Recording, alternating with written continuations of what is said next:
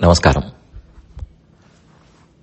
ராமாயணத்தில் வால்மீகி பகவான் பல முக்கியமான செய்திகளை வெளியிடுகிறார்.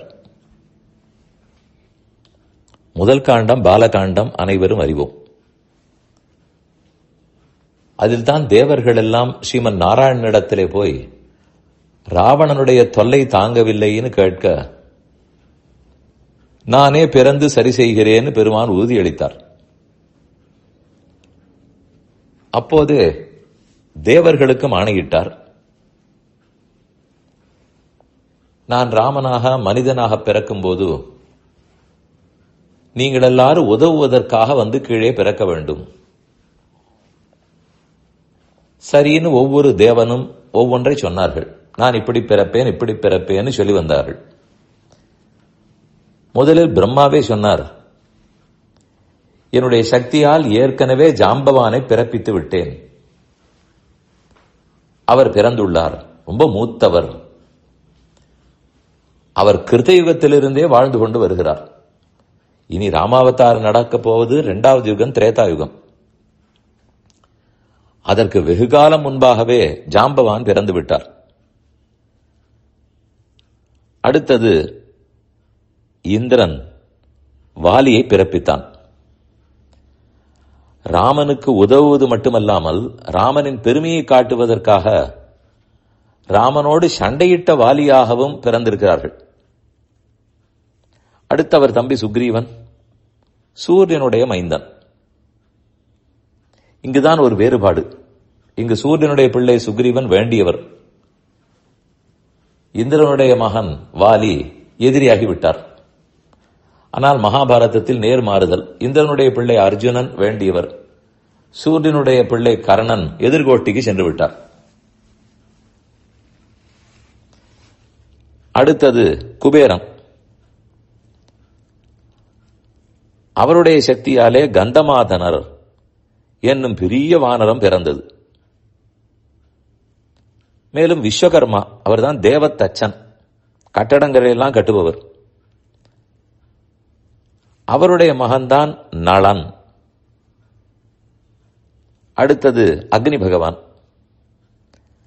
அவருடைய மகன், அவர் சக்தியால பிறந்தவர் நீலன். அஸ்வினி குமாரர்கள்னு இருவர், 2 தேவதைகள்.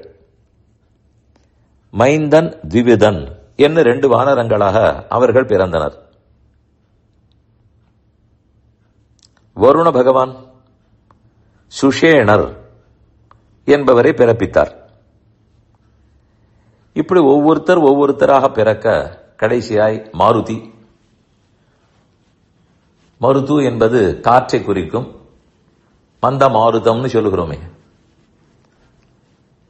அந்த காற்று கடவுளுக்கு குமாரராக ஹனுமார் பிறந்தார். அதனாலதான் வாயுகுமாரன், பவனசுத ஆஞ்சநேயர் என்றெல்லாம் கொண்டாடுகிறோம். இவர்களெல்லாம் பிறந்துதான் ராமன் ஜெயிக்க வேண்டுமா? தேவையே இல்லை. ஆனாலும் ஒரு தேவ காரியம்னு வரும்போது அவர்களுடைய பங்கும் இருக்க வேண்டும், அவர்களுடைய உழைப்பு வேண்டுமே. தெய்வ பலமும் வேண்டும், நம் முயற்சியும் வேண்டும். இதை புரிய வைக்கத்தான் ராமனே அந்த காரியத்தை முடித்திருக்கலாம். இருந்தாலும் நீங்களும் போய் பிறங்கோள்னு சொல்லி அவர்களும் வருகிறார்கள். இதை பார்த்ததிலிருந்து ஒன்று புரிந்து கொள்ள வேண்டும். பெருமானுடைய அருள் எவ்வளவு முக்கியமோ அந்த அருளை பெறுவதற்கு தகுதியாக நாம் இருக்க வேண்டியது முக்கியம்.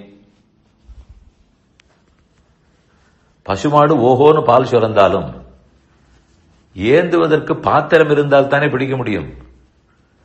இல்லை என்றால் பால் வீண்தான்.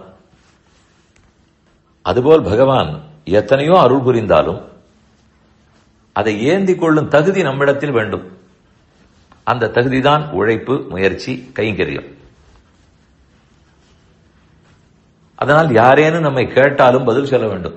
நம்ம முயற்சியால் வெற்றியா, இறைவனின் அருளால் வெற்றியான்னு கேட்டால், இதோ தேவர்கள் வானரங்களாக பிறந்ததினால் தான் வெற்றியா, ராமனால் வெற்றியா?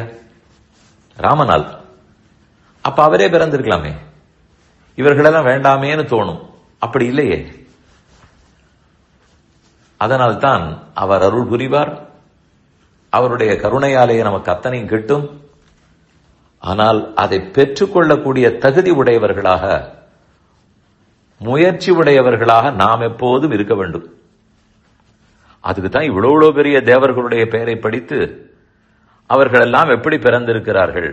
மேலும் அவர்கள் பிறந்து எத்தனை ஆண்டுகள் காத்திருந்து ராமன் அங்கு சென்றார். அது என்ன பிறந்த உடனேவா போய்விட்டார்? தேவர்களாக இருந்தாலும் காரியம் நடக்க வேண்டுமானால் பொறுமையோடு காத்து கொண்டிருந்துதான் ஆக வேண்டும். நாம் எம்மாத்திரம்?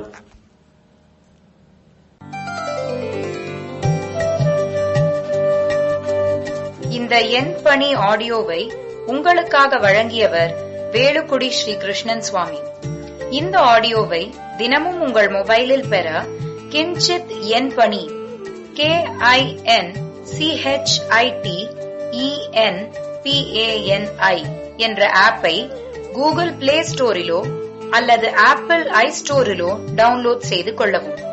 தினம்தோறும் இது போன்ற உபன்யாசங்களை கேட்டு மகிழவும்.